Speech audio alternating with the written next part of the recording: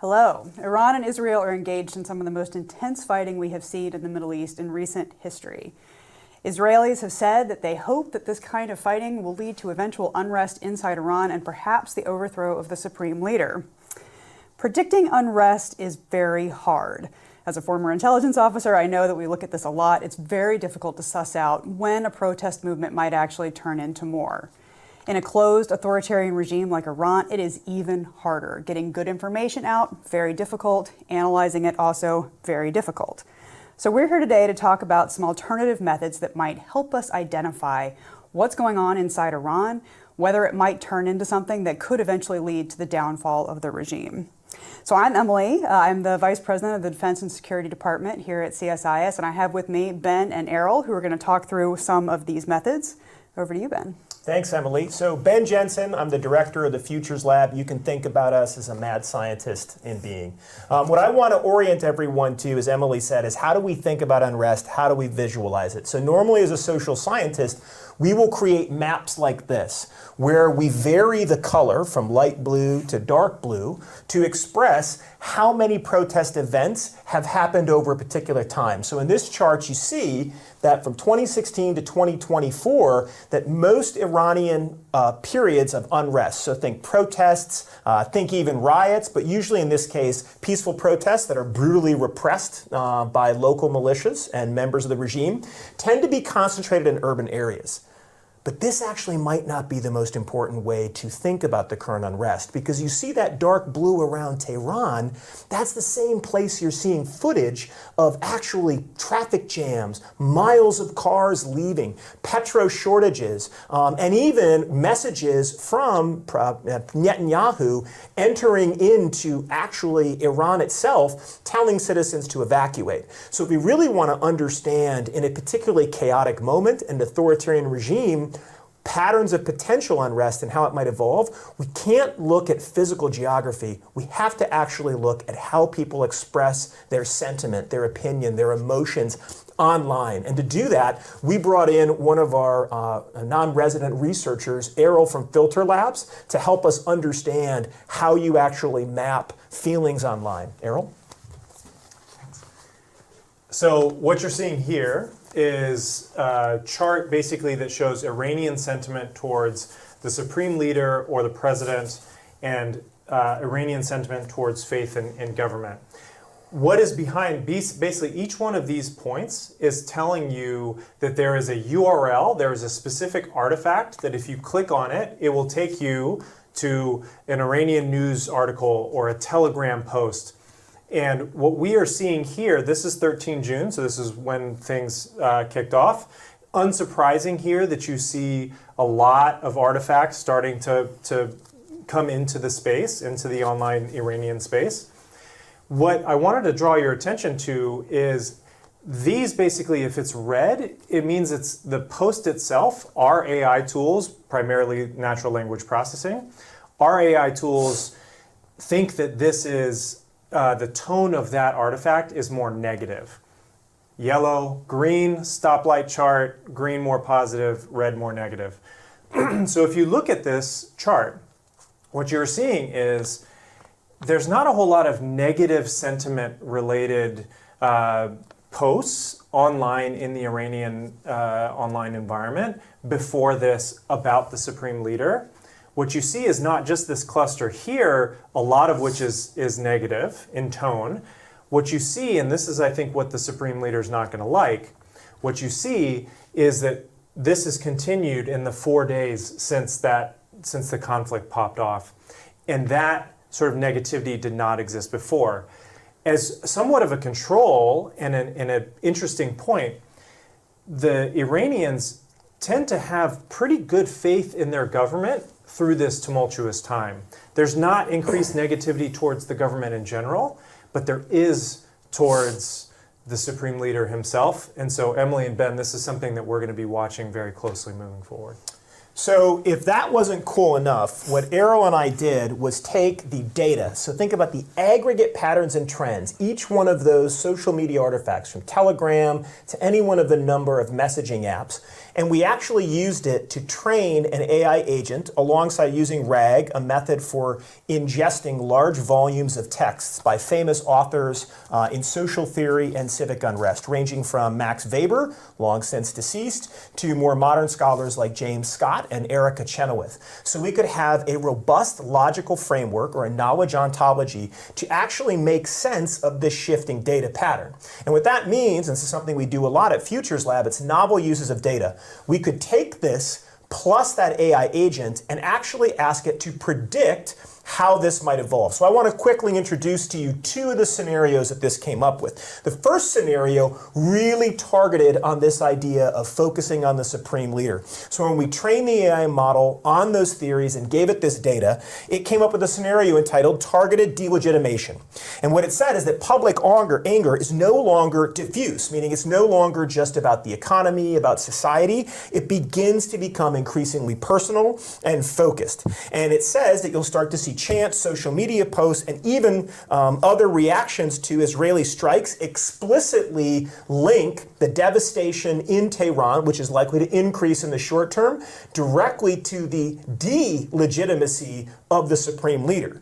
And what's interesting is that the AI model linked this to Max Weber, who I mentioned, by highlighting a charismatic, theocratic authority is actually really strong until they're not, meaning they're brittle, meaning that there is a possibility that there's a threshold that this starts to signal where people will no longer view one charismatic leader who oversees a very complex political economic system, but that the delegitimacy of the supreme leader all of a sudden shifts to a classic revolutionary frame. And that's where it brought in the work of Ted Robert Gore, Why Men Rebel. And this idea that Gore had in the 1970s, relative deprivation, was that his people's perception, frustration, aggression hypothesis, is actually what drives widespread unrest. And for Gore, there's a particular tipping moment where people's perception is no longer just blaming a faceless regime, it's blaming one man and holding that one man accountable for their frustration. It unlocks a psychological trigger that means you have more people willing to protest, more people willing to riot. So this first scenario, targeted delegitimation, takes this particular trigger that Filter Labs found and imagines that even though people are leaving Tehran, you will likely see a cascade of small protests popping up all over country. Now, we shift to the second scenario, because whenever you do scenarios, there is no one future. The further out you go, there's a spectrum. We had the AI model also use this data and the models to imagine. And there it came up with something very different. And it was called evacuation, psychology, and quiet collapse. Meaning the AI really focused, because we loaded current news in as well, on the evacuations from Tehran. And it saw those in relation to this idea of the work of James Scott in Weapons of the Week, that sometimes people don't go and push on a police officer or a militia or burn a building, that actually regimes die slowly through quiet acts of protest because people are rational. They want to survive. If you go out in public and you shout death to the supreme leader, you're probably disappearing. So you have to find clever ways in authoritarian regimes to do basically conceal your actual preferences. So what you start to see in this is not a sudden break into widespread unrest like the first scenario. You see that all of a sudden people distancing themselves from the regime becomes more of a quiet cascading series of no protest events until all of a sudden you have widespread work stoppages and widespread civil disobedience movement. And interestingly enough, the AI model pivoted the most likely actor to kind of lead that moment, which wouldn't happen for months in scenario 2, to Iranian women. Iranian women have actually been at the forefront of most modern civil unrest really in the last 10 years inside of Iran. And there's fascinating work by a lot of feminist scholars and others that looks at that as how Iranian women view the repression of their body and their lives and their personal choices as a manifestation of the illegitimacy of the leader. So what do we have here is two different scenarios. The first one, focused on this red cluster, views it as quickly translating, despite Israel continuing to attack, into a series of calls for even more red dots as we go forward. to death to the leader. And we have a second scenario that looks at a quieter but more insidious movement, where all of a sudden, within the next 30 to 90 days, we start to see women activists do quiet forms of unrest that allow them to start to gain momentum and challenge the regime at its literally weakest point. So this is a good example of how you can take data, actual empirical data, train models using a robust set of literature, and then use it to predict scenarios in a particularly chaotic moment to spark the type of analytical dialogue that policymakers need. Emily? Okay, so as the resident skeptic here, having watched Iranian history unfold for the last 20 or so years and seeing multiple protest movements come up and be brutally squashed, particularly as you mentioned, the women who were protesting Mahsa Amini's death, taking off their headscarves in public, we've seen a lot of brutal repression. So, I mean, at my heart of hearts, I really do hope that this is different. However, I'm expecting to see the repression show up. And what we're used to seeing in Iran is really this band right here, where there's very scattered data points. There's just not a whole lot to work with. But through what Errol's company has done and what other companies are doing too, you're seeing an ability to pull out more really interesting pieces of data to get a more complete picture. I have a former colleague who used to say that Intel is not about collecting dots, it's really pointillism. So you take all these little data points and you hope that if you stand back and you squint at it, it forms a picture. So talk to me about your points, Errol. Why do you feel like these points are actually leading you in the right direction? Why are you trusting the data that you're getting out of Iran? Yeah, thanks for the data question. I'll leave the theory to Dr. Jensen over here. So what you are seeing on the screen here is a product that we call Talisman. It's our sentiment product. Underneath this is a product called Ubiquity. Ubiquity, great name, right? Yeah, great name. Ubiquity is all about finding really, really high quality data. The philosophy there is the internet looks different everywhere, and people interact with the internet differently everywhere, right? So if you are looking in a place like Tehran or even Iran-wide, but really let's focus on a place like Tehran, you want to kind of paint a picture of what the internet looks like there, and that's what Ubiquity does for us. It looks at those hyper-local sources of data. Again, online discourse, this could be social media, this could be news media, this could be chat rooms, comment sections on YouTube videos, you name it. So what that is doing is we are pulling all of those sources that we have, and our AI agents are basically finding those sources for us through Ubiquity. And then what this is doing is we are querying. We're asking questions to that corpus of data that we have in Farsi, and we're asking questions to it also in Farsi. And what this is pulling is it's basically saying, okay, this article or this social media post had something that relates to the query terms that you used. And I, the AI machine, am analyzing it, and I think, based on everything that I've been trained on, that it is a positive or a negative or somewhere in between, and there's a sentiment score. So what you're seeing here is a -1 to 1 scale, and so it's sort of a gradation. We like to focus not on the exact score, we like to focus on the trends. And clearly what we're seeing here is a trend of more information in the space. Yeah, I would love to take this model and go back to previous rounds of protest movements and see if you could see the same sort of flow through of the data. So an interesting way to use AI to pull data, evaluate it from behind a closed wall in a country. So Ben, let's go to theory then. Yeah. So now you're taking some more sophisticated AI models looking at very sophisticated concepts in international relations theory. It's like, 20 years ago sitting in my IR theory class and then also a computer sitting next to me and telling me, well, this is what you really should think.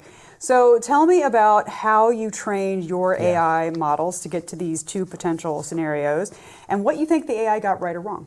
Sure, great question. Well, first, I think the best way to describe this, Emily, is we took Ubiquity and in the space of less than an hour, took Ubiquity to a 2-year graduate program, if not a PhD program, by loading the type of syllabi on social theory, on social unrest, everything from political science to economic to psychology, as well as sociology. So if anything, this is kind of a layering, and it shows that modern agentic AI is actually about human judgment and making conscious choices of the sequence in which you train an AI agent and how you're structuring the output around a very narrow goal-oriented objective. So in this case, the goal-oriented objective was using kind of prompting techniques like chain of thought to structure it to think about, do you understand aggregate patterns of social unrest? So don't even bring up Iran yet. Say, do you understand the concept of unrest?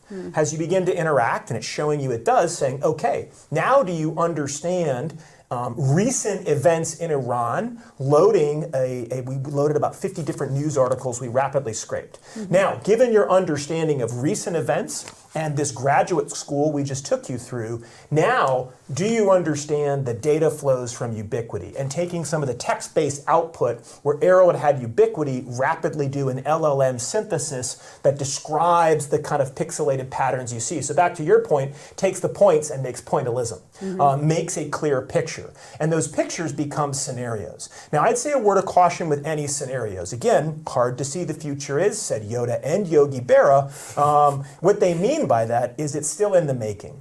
And sometimes the more chaotic an environment is, the more degrees of freedom there are. The more possible choices that people can make, the more energy in the system, which means you actually really do want to intentionally select low probability, high consequence scenarios, which is, as you know, an old-fashioned analytical tradecraft technique. And so if you think about it as low probability, high consequence, low probability because any given day we could do a statistical extrapolation of the probability of unrest in the next month in Iran. And chances are, because it was looking more to historical data, it misses Ubiquity's insights about changes in public perception. That's why you need this different technique. Now, by definition, that means it's likely getting it wrong. Because what a good alternative future scenario does is give you a portrait, that pointillist portrait of a future, so the clever analyst can develop the type of indicators you'd need to watch to see, are you trending towards or away from that scenario. So I do think, at a minimum, it got right 2 different trajectories, which is really what we asked. It would have gotten it wrong to me if it regurgitated the same scenario over and over again, trying to fit it into a box. But it was able to almost have a structured imagination of outcomes and give me 2 different worlds. And as an analyst, that's what I would want. If you and I were like sitting down and preparing the PDB, the Presidential Daily Brief, we would want those different scenarios and we would want those different indicators so that the principal and the senior leaders understood the chaos of the moment. You'd be very, woe is the person who's making certain bets about a moment of uncertainty. So I think where it gets it wrong potentially is maybe in the level of granularity it goes to. But I actually think the 2 scenarios would be plausible enough. If this was brought to my desk, I would ask the analyst to refine that before we took it up for a brief. Oh, absolutely, yeah. And I mean, I see this really as super useful when it comes to driving a conversation. Yes. I've been in so many rooms, so many national security meetings where somebody is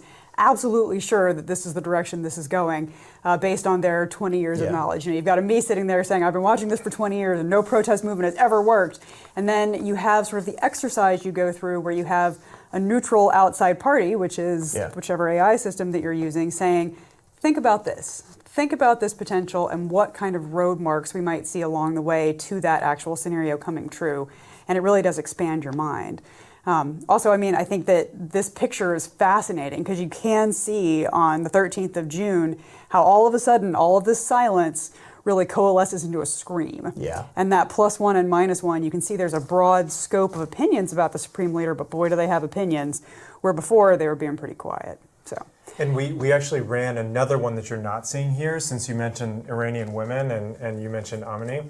There's actually a Masa Amini hashtag that's circulating on Telegram. And so one of the things that we're watching, we're careful about the predictive nature of our data, but there's real messaging out there that is drawing on that September 2022 protest movement that started then.